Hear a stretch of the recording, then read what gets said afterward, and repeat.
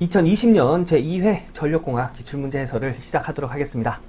이번 강의도 그전 강의와 마찬가지로 그 기출문제에서 전력공학에 대한 이론 배울 수 있는 거 배워가고요. 그리고 간단한 계산 문제 해결하면서 진행하도록 하겠습니다. 자, 시작하겠습니다. 21번 삼상 전원에 접속된 델타 결선의 커패시터를 Y 결선으로 바꾸면 진상 용량 QY kVA는 단 Q 델타는 델타 결선된 커패시터의 진상 용량이고 QY는 Y 결선된 커패시터의 진상 용량이다. 여기서 커패시터 어떤 걸 의미하는 걸까요? 콘덴서 의미하는 거겠죠. 그래서 콘덴서를 델타 결선에서 Y 결선으로 바꾸면 이때 콘덴서의 진상 용량은 Y 결선으로 기준을 했을 때 어떻게 되겠느냐, 이걸 물어보는 겁니다. 이 문제 암기하고 가는 문제입니다. 자, Y 결선된 커패시터의 진상 용량, 즉 콘덴서의 진상 용량은 오메가 정정 용량 곱하기 전압의 제곱으로 구해지고요. 델타 결선된 커패시터의 진상 용량은 3 오메가 C 전압의 제곱, 이 C는 정정 용량입니다. 이렇게 구해질 수 있습니다. 자, 그러면 Q 델타가 3 오메가 C V의 제곱이잖아요, 그죠? 그런데 오메가 C V의 제곱은 Y 결선의 진상 용량이라고 했죠. 그래서 이 식을 이렇게 정리할 수 있습니다. 3 QY, 여기가 델타고요. 그러면 QY 결선된 Y 결선된 커패시터의 진상 용량을 물어봤잖아요, 그죠? 그래서 이 Y 결선된 커패시터의 진상 용량을 기준으로 해서 식을 정리하면 요 3 넘어가서 나눠줘야겠죠. 그래서 Y 결선된 커패시터의 진상 용량은 델타 결선된 커패시터의 진상 용량의 3분의 1배다. 이렇게 나타낼 수 있습니다. 그래서 21번의 답은 2번이 되겠습니다.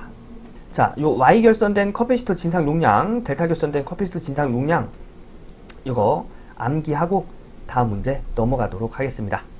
22번 교류 배전선로에서 요거 선자와 전자가 바뀌었죠? 배전선로입니다. 교류 배전선로에서 전압 강화 계산식은 V는 K에 R 코사인 세타 플러스 X 사인 세타 곱하기 전류로 표현된다.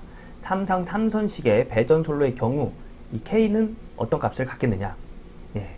자, 삼상 삼선식의 전압 강화 공식, 이거 암기하고 있어야 되는 거죠. 루트 3에 곱하기 이 전류의 저항의 역류를 곱한 값과 그 다음에 리액턴스의 사인 세타를 곱한 값으로 이렇게 더해서 구해질 수 있습니다. 이거 삼상 삼선식 전압 강화 구하는 공식, 이거 암기하고 있어야 되는 공식입니다. 자, 그래서 문제에서 준 식과 이 삼상 삼선식의 전압 강화 식을 비교해 보면 R 코사인 세타 있지요. 그 다음에 리액턴스 사인 세타 있고요. 더하기 전류 있고요. 그럼 이 K는 루트 3이 돼야 되겠네요. 그죠? 그래서 답은 1번이 되겠습니다. 여기서 이 전압 강화라는 단어를 잘 이해를 못 하시는 분들이 계십니다. 제가 간단하게 말씀드리면, 자, 발전소에서 100V를 발전을 해서 우리가 사용하는 장소까지 이렇게 보내줘요. 우리가 사용하는 장소, 수용가가 되겠죠. 그래서 발전소에서 수용가까지 전압을 보내주는데 우리가 받은 전압은 80V밖에 받지를 못했어요. 100V를 보내줬는데 우리가 받는 전압은 80V였습니다. 그러면 이때 전압차는 20V죠. 20V가 떨어져서 우리가 받은 거예요, 전압을. 여기서의 전압 강화가 이 20V를 얘기하는 겁니다. 그래서 이때 이 선로의 전압 강화는 20V다. 이렇게 이야기하는 거예요. 얘가 전압 강화입니다. 그래서 이것을 구하는 공식이 삼상 삼선식에서는 이렇게 된다는 얘기예요. 요 내용 숙지해 주시고요. 삼상 삼선식 전압 강화 공식, 이것도 암기해 주시기 바라겠습니다. 그래서 22번의 답은 1번입니다. 자, 다음 문제 가겠습니다. 23번 송전선에서 내격에 대한 차폐 등을 위해 가선하는 가공지선에 대한 설명으로 옳은 것은? 자, 여기서 내격에 대한 차폐 등을 위해 가선하는 가공지선 어떤 거죠? 철탑이 이렇게 있으면 요 위에 제일 꼭대기에 이렇게 가선하는 이 선을 의미하죠. 그래서 전력선이 이 밑으로 이렇게 걸리는데요. 낙뢰가 치면 이 전력선이 맞기 전에 이 가공지선이 먼저 낙뢰를 맞아서 이 낙뢰의 이상전압을 땅으로 방전시키는 역할을 하죠. 자, 이런 역할을 하는 가공지선에 대한 설명으로 옳은 걸 한번 찾아볼까요? 자, 차폐각은 보통 15도에서 30도 정도로 하고 있다. 자, 차폐각은 뭐냐면, 자, 이렇게, 철탑이 있고요. 요 위에 가공지선이 걸리고, 여기에 이렇게, 전력선이 이렇게 걸리죠? 이게 철탑이라면. 그러면 차폐각은 뭐냐면, 이 가공지선을 수직으로 긋고, 이 수직부터 이 전력선까지의 각도, 이 각도를 차폐각이라고 합니다. 근데 보통 15도에서 30도 정도가 아니고요. 45도 정도로 하고 있습니다. 그래서 1번은 옳은 설명이 아니고요. 자, 차폐각이 클수록 벼락에 대한 차폐 효과가 크다. 자, 차폐각이 크다는 건 이 가공 지선으로부터 이렇게 각도가 커진다는 얘기죠. 이렇게 각도가 커진다는 얘기입니다. 이 가공 지선의 수직인점과 이 전력선과의 각도가 이렇게 커진다는 얘기예요. 각도가 커지면 낙뢰가 쳤을 때 전력선이 맞을 확률이 높아지죠. 그래서 차폐각이 클수록 벼락에 대한 차폐 효과는 크다는 틀린 설명입니다. 자, 3번. 가공지선을 2선으로 하면 차폐각이 적어진다. 한번 볼까요? 자, 철탑이 이렇게 있고요. 차폐각이 그 가공지선을 수직으로 놨을 때 이 전력선과의 이 각도라고 했죠. 그 가공지선을 두 개로 한번 이렇게 놔볼까요? 두 개로 놓으면 이렇게 놓으면 차폐각은 더 작아졌네요. 그죠? 그래서 가공지선을 두 선으로 하면 차폐각은 적어진다. 맞죠? 그래서 차폐각을 적게 하기 위한 방법 중에 하나가 가공지선을 두 선으로 하는 겁니다. 이 두 선으로 하면 낙뢰가 쳤을 때 전력선이 낙뢰를 맞을 확률이 적어지는 거죠. 그래서 가공지선을 두 선으로 하면 차폐각이 적어진다. 맞는 설명입니다. 가공지선을 연동선으로 주로 사용한다. 가공지선은요, 연동선으로 사용하지 않고요, 강심, 알루미늄 연선을 주로 사용합니다. 그래서 4번도 틀린 설명이겠죠. 그래서 23번 가공지선에 대한 옳은 설명은 3번이 되겠습니다. 자, 다음 문제 가겠습니다. 24번 배전선의 전력 손실 경감 대책이 아닌 것은 답은 1번이 되겠습니다. 다중접지 방식을 채용한다.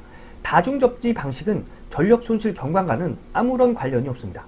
다중접지 방식을 채용하는 이유는 뭐 지락전류나 뭐 어떤 이유로 해서 이상전압이 올라갔을 때, 이상전압이 발생했을 때 그때의 손실을 줄여주기 위해서 다중접지 방식을 채용하는 거고요.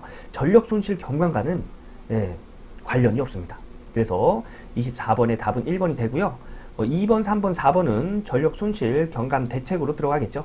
이거 한번 읽어보고 다음 문제 넘어가도록 하겠습니다. 25번 그림과 같은 이상 변압기에서 2차 측에 5옴의 저항 부하를 연결하였을 때 1차 측에 흐르는 전류 I는 약 몇 암페어인가? 자, 이런 변압기에서 2차 측에 5옴의 부하를 걸었답니다. 이때 요 1차 측에 흐르는 전류를 구하라는 문제죠. 자, 이 문제는 권수비를 이용해서 해결할 수 있습니다. 권수비 어떻게 나타내죠? 2차 전압 분의 1차 전압은 1차 전압입니다. 2차 전압 분의 1차 전압은 1차 전류 분의 2차 전류 이렇게 나타낼 수 있죠. 이거 암기하고 계셔야 되는 내용입니다. 권수비예요. 자, 그러면 우리가 구해야 되는 전류는 요 1차 전압, 1차 전류입니다. 그죠? 그래서 1차 전류를 기준으로 해서 식을 정리하면 1차 전류는 여기 분모에 위치하고 있기 때문에 좌변에 여기 분자와 자리를 바꿔도 되죠. 그래서 2차 전류 분의 1차 전류는 2차 전압 분의 1차 전류는 1차 전압 분의 2차 전류 이렇게 나타낼 수 있고요.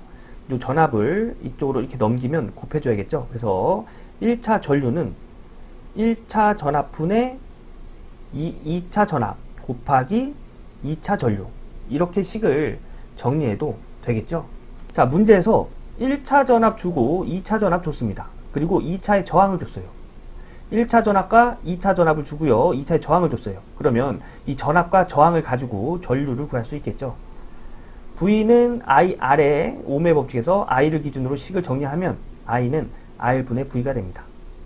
그래서 이때의 저항 5분의 이때 2차 전압 100 하면 이때의 2차 전류는 20A가 되는 걸 알 수가 있습니다. 예, 2차 전류는 20A예요. 그래서 1차 전류를 구하는 이 공식에다가 적용을 시켜보면 1차 전압 3300 분의 2차 전압 100 곱하기 2차 전류 20A 지금 구했죠. 예, 이렇게 해서 식을 계산하면 이때의 1차 전류는 0.6A가 나오는 것을 알 수 있습니다. 예. 그래서 답은 1번이 되겠습니다. 이 문제는 권수비를 알고 이거 오음의 법칙, 예, 이것만 알면 누구든지 해결할 수 있는 문제입니다. 그죠? 예, 그렇게 어려운 뭐 수학을 이용하거나 뭐 그런 거 아니잖아요. 그죠? 그래서 여러분 한번 쭉 스스로 한번 정리해 보시는 걸 권장드리고요. 예, 영상 보시고 아이 너무 쉽다 이렇게 생각이 되시는 분들도 한번 쭉 정리 한번 해 보시는 걸 권장드리겠습니다. 연습 삼아서 해보시란 얘기예요. 자, 25번에는 1번입니다. 자, 다음 문제 가겠습니다. 26번 전압과 유효 전력이 일정한 경우 부하 역률이 70%인 선로에서의 저항 손실은 역률이 90%인 선로에서의 저항 손실과 비교하면 약 얼마인가? 예, 역률이 70%일 때 그 선로의 저항 손실, 그리고 역률이 90%일 때 그 선로의 저항 손실을 서로 비교해 봐라. 이런 문제죠. 그래서 이 문제는 비례식으로 풀 수가 있는데요. 우선 부하 역률과 저항 손실과의 관계를 우선 보겠습니다. 자, 우선 삼상에서의 저항 손실 어떻게 구하죠? 3i 제곱 r로 구하죠. 예.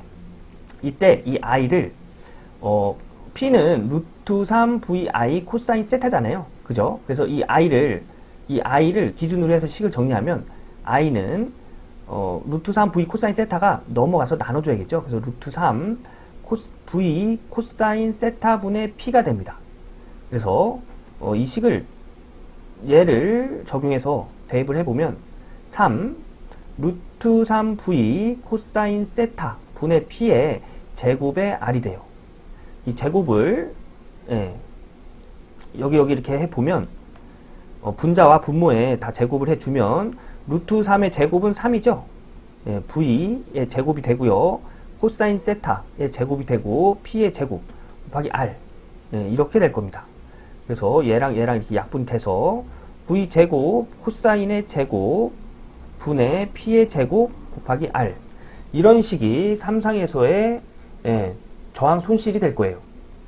자, 그럼 저항 손실과 이 코사인 세타 역률과의 관계는 어떤 관계죠? 예, 반비례 관계죠. 즉 전력 손실은 코사인 제곱 세타와 비례한다. 이 얘기는 전력 손실은 코사인 제곱 세타와 반비례한다. 이런 얘기가 되는 거예요. 자, 우선 이런 식을 유도해낼 수 있습니다. 그러면 우선 비례식으로 정리하려면 P70 대 P90%는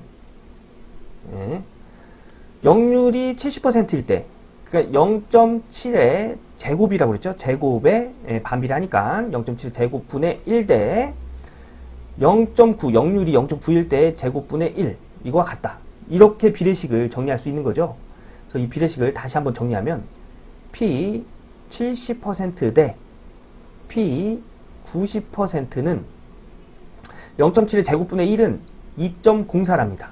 예, 그래서 2.04 대 0.9 대 1은 0.9의 제곱분의 1은 1.123입니다. 1.23. 예, 이런 식의 비례식을 찾아낼 수 있습니다. 이 비례식 정리 어떻게 하는 거죠? 가까운 거 곱한 값과 먼 거 곱한 값이 같아야 되죠. 그래서 가까운 거 곱한 거 2.04 곱하기 P 90%는 먼 거 1.23 곱하기 P 70%다. 이렇게 나타내어질 수 있죠. 근데 보기를 보니까 P 70% 기준으로 해서 식을 정리했네요. 그죠? 그래서 P 70%를 기준으로 해서 식을 정리하면 1.23이 이렇게 넘어가서 나눠져야죠. 그죠? 곱해진 형태이기 때문에 넘어가서는 나눠져야 되는 겁니다. 그래서 P 70%를 기준으로 해서 식을 정리하면 1.23분의 2.04 곱하기 P의 90% 이런 식의 관계를 찾아낼 수 있는 거죠. 그래서 1.23분의 2.04 얘를 계산하면 P 70%는 1.7, P 90%다. 즉 저항 손실이 역률이 70%일 때 저항 손실은 역률이 90%의 저항 손실의 1.7배가 된다. 그래서 답은 2번이 되겠습니다. 여기서 알 수 있는 건 역률이 낮아지면 저항 손실이 더 커진다는 거 알 수 있겠죠.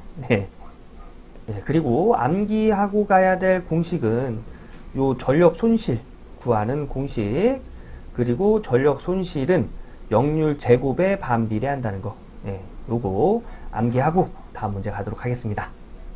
27번 삼상 3선식 송전선에서 L을 작용 인덕턴스라 하고 L2 및 LM은 대지로 기로하는 일선의 자기 인덕턴스 및 상호 인덕턴스라고 할 때 이들 사이의 관계식은 이거 암기하고 가는 겁니다. 답은 2번입니다. 삼상 3선식 송전선에서 작용 인덕턴스는 대지를 기로하는 일선 자기 인덕턴스 빼기 상호 인덕턴스로 구해집니다. 이거 암기하고 가는 거예요. 답은 2번입니다. 다음 문제 가겠습니다. 28번 표피 효과에 대한 설명으로 옳은 것은? 표피 효과 엄청 자주 나오는 문제죠. 표피 효과는 이런 도선에 전류를 흘리면 교류 전류입니다. 교류 전류. 직류에서는 표피 효과가 없어요. 교류 전류를 흘리면 이 전류가 표피 쪽에 이렇게 몰려서 흐르는 현상을 표피 효과라고 합니다. 이때 이 표피서부터 전류가 흐르는 이 두께를 침투 깊이라고 합니다. 침투 깊이. 이 침투 깊이의 크기가 커지면, 즉 전류가 흐르는 두께가 더 굵어지면, 넓어지면 이때는 표피 효과가 약해졌다, 작아졌다 이렇게 얘기하고요. 이 침투 깊이의 크기가 작아지면, 즉 전류가 흐르는 이 두께가 이렇게 작아지면 여기 흐르는 전류의 밀도가 높아지겠죠. 그래서 이때는 표피 효과가 심해졌다, 커졌다 이렇게 얘기해요. 그래서 결론은 표피 효과와 침투 깊이는 반비례 관계를 갖는다. 침투 깊이의 크기가 커지면 표피 효과는 작아지고, 즉 약해지고, 침투 깊이가 작아지면, 이 침투 깊이가 작아질수록 표피 효과는 커졌다, 심해졌다 이렇게 이야기하는 거예요. 자, 그러면 침투 깊이 구하는 공식 있죠? 침투 깊이 구하는 공식입니다. 자, 이 공식에서 이거 6이 아니고요. 이거 도전율입니다. 시그마로 수정 부탁드리겠습니다. 이거 도전율이에요. 그래서 침투 깊이는 주파수와 도전율과 투자율에 반비례합니다. 그리고 표피 효과와 침투 깊이는 또 반비례한다고 했죠. 그래서 표피 효과로 기준으로 해서 이야기를 하면 표피 효과에서는 주파수, 도전율, 투자율에 비례한다 이렇게 이야기할 수 있습니다. 자, 그러면 표피 효과에 대한 설명으로 옳은 것은 표피 효과는 주파수에 비례한다. 그죠? 침투 깊이는 주파수에 반비례하기 때문에 주파수가 커지면 침투 깊이는 작아지죠. 그런데 침투 깊이와 표피 효과는 반비례 관계이기 때문에 침투 깊이가 작아지면 표피 효과는 커집니다. 즉 표피 효과와 주파수는 비례 관계란 얘기예요. 그러면 28번은 1번이 맞는 얘기네요. 그리고 또 2번은 이 공식으로는 알 수가 없는 내용인데요. 전선의 단면적에 반비례한다. 표피 효과는 전선의 단면적에 비례합니다. 이 전선의 단면적이 크면 클수록 표피 효과는 심해집니다. 요거 한 가지 알아두시고요. 그래서 요 반비례가 아니라 비례로 들어가야 된다는 얘기입니다. 표피 효과는 전선의 투자율에 반비례한다. 전선의 투자율에 반비례. 전선의 투자율은 침투 깊이에 반비례하죠. 침투 깊이에 반비례하는 건 표피 효과에 비례하는 겁니다. 그죠? 그래서 투자율은 표피 효과에 비례한다가 맞는 내용입니다. 그래서 3번도 틀린 내용이고요. 표피 효과는 전선의 도전율에 반비례한다. 표피 효과는 전선의 도전율과도 비례합니다. 그래서 4번도 틀린 내용입니다. 그래서 28번의 답은 1번이 되겠습니다. 요거 표피 효과 관련해서 이렇게 문제가 자주 나오니까 여러분 이 내용은 꼭 이해를 하시고 요 침투 깊이와 관련된 공식 요거 암기하시길 바라겠습니다. 자, 다음 문제 가겠습니다. 29번 배전선로 요 전자로 수정 부탁드리겠습니다. 배전선로의 전압을 3kV에서 6kV로 승합하면 전선 강화율이 아니고요. 전압입니다. 전압 강화율은 어떻게 되는가? 단 델타 3kV는 전압이 3kV일 때 전압 강화율이고 델타 6kV는 전압이 6kV일 때 전압 강화율이고 부하는 일정하다고 한다. 자, 이 문제도 26번에서 했던 문제랑 좀 비슷한데요. 예, 비교하는 거죠. 자, 그래서 이것도 비례식으로 나타내서 이제 구할 수가 있는데요. 우선 전압 강화율은 전압의 제곱에 반비례합니다. 그래서 이런 식으로 이렇게 나타낼 수 있는 거예요. 자, 우선 그래서 3kV의 전압 강화율은 3kV, 예, 3kV 제곱에 반비례한다. 예, 그래서 3kV분의 1 이렇게 나타낼 수 있는 거예요. 그래서 이것을 이렇게 비례식으로 쓰면 예, 델타 3kV 대 델타 6kV. 예, 그 전압 강화율 3kV, 6kV일 때 전압 강화율은 3의 제곱분의 즉 9분의 1이죠. 9분의 1 대 6의 제곱분의 1, 36분의 1 이런 식의 비례식으로 만들 수가 있는 거예요. 자, 그러면 이거 정리해 보면 가까운 거 곱한 거와 먼 거 곱한 게 같아야죠. 그래서 델타 6kV 곱하기 9분의 1은 3이 아니고 델타죠. 네. 델타 3kV 곱하기 36분의 1. 자, 문제 보기를 보니까 6kV를 기준으로 해서 식을 정리했네요. 그죠? 그래서 6kV를 기준으로 해서 식을 정리하면 9분의 1은 이렇게 넘어가서 위아래가 바뀌어져서 그냥 9가 곱한 식이 되는 거죠. 그래서 델타 6kV는 9가 넘어가서 델타 3kV 곱하기 36분의 1 R이 바뀌면 그냥 9가 되겠네요. 곱하기 9 이기 때문에 요 위에다가 그냥 9를 이렇게 써줄게요. 즉 얘를 다시 정리하면 델타 6kV는 36분의 9 4분의 1이 되겠네요. 그래서 델타 3kV가 된다는 걸 알 수가 있습니다. 그래서 답은 2번이 되겠네요. 이 문제에서 중요하게 알아가야 될 내용은 전압 강화율은 전압의 제곱에 반비례한다는 거. 요거 하나 암기해 두시고요. 요 비례식, 요거 이해가, 이게 무슨 얘기인지 이해가 잘 되지 않으시더라도 제가 이렇게 설명하는 영상 보시면서 본인이 한번 스스로 이렇게 하나하나씩 정리해 가시는 걸 한번 권장을 드리겠습니다. 이게 눈으로 봤을 땐 모르는데 내가 정리하면서 알게 되는 것들이 있습니다. 그래서 꼭 정리를 한번 해보시는 걸 권장드리겠습니다. 29번의 답은 2번입니다. 자, 다음 문제 가겠습니다. 30번 계통의 안정도 증진의 대책이 아닌 것은 답은 2번입니다. 선로 훼손수를 감소시킨다. 선로 훼손수를 증가시켜야 안정도가 증가되는 겁니다. 그래서 답은 2번이고요. 1번, 3번, 4번은 안정도 증지 대책으로 옳은 내용이겠죠. 이거 한번 읽어보시고 다음 문제 넘어가도록 하겠습니다. 30번의 답은 2번입니다. 자, 다음 문제. 31번 한상의 대지 정적 용량이 0.5 마이크로파라드, 주파수가 60Hz인 삼상 송전선이 있다. 이 선로에 소호 리액터를 설치한다면 소호 리액터의 공진 리액턴스는 약 몇 옴이면 되는가? 자, 소호 리액터, 유도성 리액턴스 얘기하는 거죠. 이 유도성 리액턴스는 오메가 L, 오메가 곱하기 인덕턴스로 이렇게 나타낼 수 있습니다. 그리고 이 오메가 L은 이 오메가가 2파이F죠. 그래서 2파이F 곱하기 인덕턴스 이렇게 나타낼 수 있어요. 이거 세트입니다. 이거 세트로 암기해 주시고요.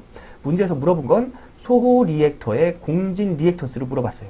공진. 이 공진은 유도성 리액턴스 XL과 용량성 리액턴스 SC가 같을 때 공진이라고 합니다. 자, XL은 오메가 L로 나타내어질 수 있다고 했죠. 그래서 오메가 L로 이렇게 나타내어질 수 있고요. XC, 용량성 리액턴스는 오메가 C분의 1, 즉 각 주파수 곱하기 정적 용량분의 1 이렇게 나타내어질 수 있어요.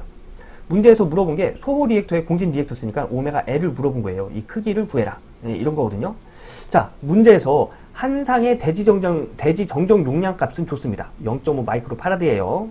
근데 이 송전선은 삼상이랍니다. 즉, 요 대지 정적 용량, 요 정적 용량의 3배를 해야 된다는 얘기예요. 자, 그러면 식은 이렇게 정리가 됩니다. 오메가 곱하기 3배의 정적 용량분의 1. 그래서 해설에서의 3상 송전선의 소호 리액터의 공진 리액터가 이런 식으로 이렇게 정리가 되는 거예요. 자, 그러면 문제에서 준 단서를 이용해서 소호 리액터의 공진 리액턴스를 한번 구하면 3 곱하기 이 오메가는 2파이 F로 나타내어질 수 있죠. 그래서 3 곱하기 2파이 F 곱하기 단상 전정 용량 C가 되겠습니다. 이것은 3 곱하기 2파이 문제에서 주파수 60Hz 줬죠. 60 곱하기 한 상의 대지 정적 용량 0.5 마이크로 파라드 줬습니다. 기본 단위 파라드로 바꾸면 0.5 곱하기 10의 마이너스 6승이 되겠죠.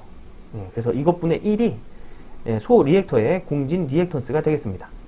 그래서 요거 계산기에다 넣고 계산하면 1770옴이 되는 걸 알 수가 있어요. 그래서 답은 3번이 되겠습니다. 이 문제에서 중요하게 알아야 될 것은 소호 리액터는 유도성 리액터라는 거. 유도성 리액턴스는 오메가 L로 나타낼 수 있고 오메가는 2파이 F이기 때문에 2파이 F 곱하기 인덕턴스로 이렇게 나타낼 수 있다는 거. 그리고 또 용량성 리액턴스, 용량성 리액턴스 XC는 오메가 C분의 1로 나타내어지고 오메가가 2파이 F이기 때문에 2파이 F 곱하기 C분의 1 이렇게 나타내어질 수 있다는 거. 요거 두 가지 암기하고 넘어가도록 하겠습니다. 그리고 또 한 가지 더. 공진이란 얘기는 유도성 리액턴스와 용량성 리액턴스가 같을 때 공진이라고 하는 겁니다. 이것까지 암기하고 다음 문제 넘어가도록 하겠습니다. 32번 배전선로의 고장 또는 보수 점검 시 정정 구간을 축소하기 위하여 사용하는 것은 구분 개폐기가 되겠습니다. 이런 문제가 기출문제에서 전력공학의 이론을 배울 수 있는 문제죠. 구분 개폐기를 문제에서 설명하고 있습니다. 이 문제 암기하고 다음 문제 넘어가도록 하겠습니다.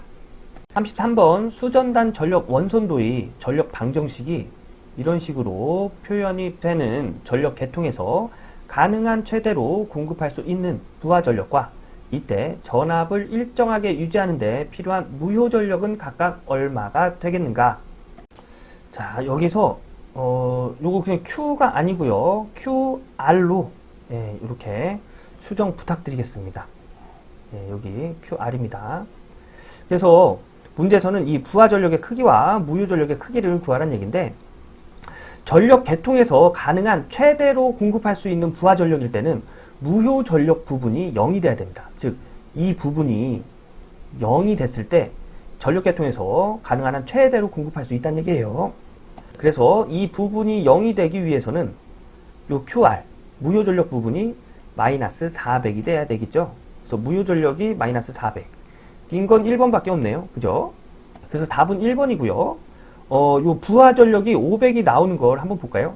여기에 마이너스 400을 넣으면 이 자리는 0이 됩니다. 그죠? 즉, P의 제곱이 PR의 제곱, 즉 부하 전력의 제곱이 25만이 되는 거예요. 요거 콤마 요 뒤로 이렇게 수정 부탁드리겠습니다. 25만. 그래서 요 P의 제곱을 없애주기 위해서는 양변에 루트를 씌워주면 되겠죠. 그래서 루트를 씌우면 루트와 제곱은 없어지고요. 25만의 루트면 500의 제곱이 되겠죠. 그래서 500의 제곱의 루트가 될 겁니다. 즉 PR의 제곱은 PR 부하 전력은 500의 제곱의 루트와 제곱이 없어지니까 이 부하 전력 PR은 500이 되는 겁니다. 그래서 답은 1번이 되는 거예요. 이 문제에서 중요한 거는 이 전력 방정식에서 가능한 이 부하에 최대로 공급할 수 있는 부하 전력이 되려면 이 부분, 요 부분이 무효 전력 부분이거든요. 이 부분이 0이 돼야 된다는 거. 0이 되기 위해선 요 무효 전력 부분이 여기가 400, 마이너스 400이 들어가야 되고, 마이너스 400을 넣고 여기를 0으로 만들면 요 부하 전력은 500이 된다는 거. 요거 한번 스스로 한번 쭉 정리해 보시고요. 이 문제 몇 번 나왔었죠? 요거 암기하고 가도록 하겠습니다. 33번의 답은 1번이에요. 34번 수정용 변전 설비의 1차측 차단기의 차단 용량은 주로 어느 것에 의하여 정해지는가?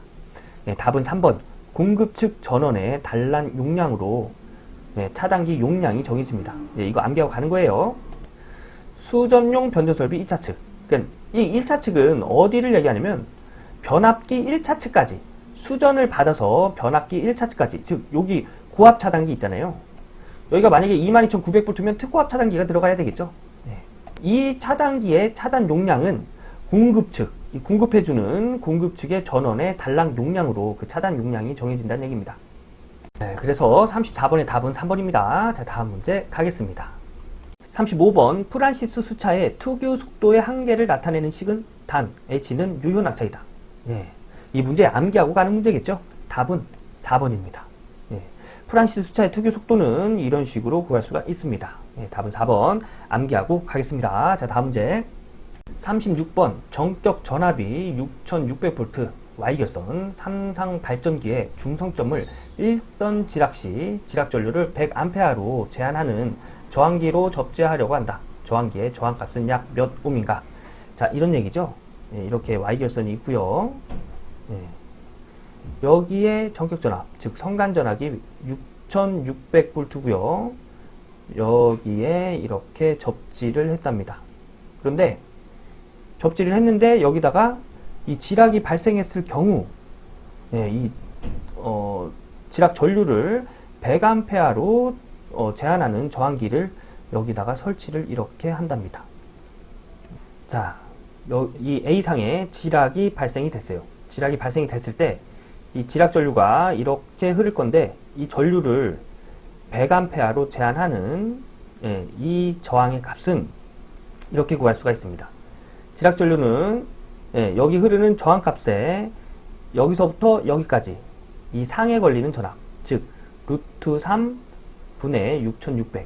Y결선에서 이 상에 걸리는 전압은 이 성간 전압에 루트 300만큼 작게 걸리죠. 그래서 6600에 루트 3을 나눠준 이런 식으로 식을 정리할 수가 있는데요. 루트 3분의 6600이 3810V랍니다. 3810V. 이때 저항값을 구하는 거잖아요. 그러니까 이 값이 100A가 되는 이 저항값을 구하랍니다. 저항을 기준으로 해서 식을 정리하면 3810V에서 얘랑 이 100A랑 R이랑 자리 바꿔도 되죠. 그래서 100을 나누면 이때 저항값을 알 수가 있어요. 그래서 100을 나누면 0 뒤를 하면 38.1옴이 되겠습니다. 그래서 보기에 38옴이 있네요. 그래서 답은 3번이 되는 겁니다. 자, 여기서 이 문제에서도 중요한 건 지락 전류는 저항분의 상전압이라는 거. 그리고 Y결선에서의 상전압은 성간전압의 루트 3을 나눈 값이라는 거. VP가 아니고 여기 R로 수정 부탁드리겠습니다. 자, 그래서 36번의 답은 3번입니다. 자, 다음 문제 가겠습니다. 37번 송전 철탑에서 역섬락을 방지하기 위한 대책은? 답은 2번 탑각 접지 저항의 감소입니다. 여기서 탑각은 어떤 걸 얘기하냐면 이렇게 철탑을 세울 때 여기 이렇게 기초를 우선 만들어 놓고, 이게 땅입니다. 기초를 이렇게 만들어 놓고 이 위에다가 이렇게 철탑을 세우죠. 즉 위에서 아래로 이렇게 보면 기초가 이렇게 있고 이 위에 이렇게 철탑이 세워질 겁니다. 그래서 이 부분을 탑각이라고 하는 거예요. 이 탑각 부분에 접지 도체, 접지봉이나 매설 지선을 이용해서 우리가 필요한 만큼까지 저항치를 낮춰줍니다. 이 저항을 낮춰주는 이유는 뭐냐면 뇌나 어떤 이유에 의해서 이 철탑 이 내부에 전압이 상승했을 때, 즉 이상전압이 발생했을 때 여기에 이렇게 전력선이 이렇게 걸리죠. 이 부분을 확대해 보면 여기 철탑이고요. 여기 애자가 이렇게 달리고 여기에 이렇게 전력선이 이렇게 매달려 있을 거예요. 그죠? 이때 이 철탑에 이상전압이 높을 때 이 이상전압이 이 공기의 절연을 파괴할 만큼 높아지면 공기의 절연을 파괴하고 이 전압이 전선으로 넘어갑니다. 그럼 문제가 생기겠죠? 이것을 역섬락이라고 하는 거예요. 그래서 이런 현상을 방지하기 위해서 이 철탑에 있는 전압이 전선으로 넘어가기 전에 땅으로 방전시켜 줘야 됩니다. 땅으로 빠르게 방전시켜 주려면 이 저항값이 낮아야겠죠. 그래서 이 탑각의 접지 저항값의 감소가 역섬락 방지 대책이 되는 겁니다. 여기 보기에서 보시는 것과 같이 가공지선의 설치는 뇌로부터 전력선을 보호하기 위해서 설치하는 거죠. 가공지선은. 그리고 전력선의 연관은 선로 정수의 평형을 위해서 하는 거고요. 아크혼의 설치는 애자를 보호하기 위해서 설치하는 거죠. 그래서 37번에 역섬락을 방지해야 하는 대책은 탑각 접지 저항의 감소가 되겠습니다. 암기하고 다음 문제 넘어가도록 하겠습니다. 38번 조속기의 폐쇄 시간이 짧을수록 나타나는 현상으로 옳은 것은 조속기. 조속기는 수력발전소의 그 수차의 속도를 조절하는 기계 장치라고 해서 조속기라고 합니다. 이 조속기의 폐쇄 시간이 짧을수록 나타나는 현상은 3번 수차의 속도 변동률은 작아진다가 되겠습니다. 이 문제 암기하고 가는 문제예요. 그리고 이런 문제가 기출문제에서 전력공학 이론을 배울 수 있는 그런 문제입니다. 조속기의 폐쇄 시간이 짧을수록 나타나는 현상은 수차의 속도 변동률은 작아진다. 요거 암기하고 다음 문제 넘어가도록 하겠습니다. 39번 주 변압기 등에서 발생하는 제5고조파를 줄이는 방법으로 옳은 것은 제5고조파 나왔습니다. 5고조파 나오면 98% 답이 직렬 리액터예요. 그래서 답은 1번이 되는 겁니다. 이거 암기하고 가는 겁니다. 자, 다음 문제 가겠습니다. 40번 복도체에서 두 번의 전선이 서로 충돌하는 것을 방지하기 위하여 두 번의 전선 사이에 적당한 간격을 두어 설치하는 것은 답은 스페이서가 되겠습니다. 이게 뭐냐면 길 지나가시다가 철탑 같은 거 보면 복도체, 즉 이 한 상에 철탑이 이렇게 있으면 이게 다 한 상씩이거든요. 이 한 상의 전선이 하나만 달린 게 아니라 여러 개가 이렇게 달린 거를 볼 수가 있을 거예요. 여기선 두 번이라고 했죠. 그래서 두 개의 선이 이렇게 한 곳에 이렇게 달린 걸 볼 수가 있으실 건데, 요거를 요거 중간에 보면 이렇게 해서 이렇게 중간에 이렇게 연결된 것들 보이실 겁니다. 그리고 요거 확대해 보면 전선 두 가닥이 이렇게 갈 때 이렇게 중간에 이렇게 달린 거 아마 보신 적 있으실 거예요. 이게 두 번 전선 사이에 적당한 간격을 두어서 설치하기 위한 스페이서라고 하는 겁니다. 이 문제도 암기하고 가는 문제겠죠. 그리고 기출문제에서 전력공학에 관한 이론을 배울 수 있는 문제입니다. 40번도 암기해 주시길 바라겠습니다. 답은 스페이서입니다. 이렇게 해서 2020년도 제2회 전력공학 기출문제 해설을 마쳤습니다. 전력공학 저랑 계속 쭉 공부해 오시면서 느꼈겠지만 기출문제 안에서 배울 수 있는 전력공학에 관련된 이론 굉장히 많죠. 그래서 기출문제 위주로 공부만 하셔도 높은 점수를 얻을 수 있는 과목이 전력공학입니다. 여러분 영상 끝났다고 책 접지 마시고요. 21번부터 40번까지 다시 한번 쭉 한번 정리하시는 걸 권장드리겠습니다. 간단한 계산 문제는 본인이 한번 스스로 정리하시는 것도 권장드리겠습니다. 오늘 강의는 여기서 마무리하고요. 저는 다음 기출문제 해설 강의에서 인사드리도록 하겠습니다. 여러분 고생 많으셨습니다.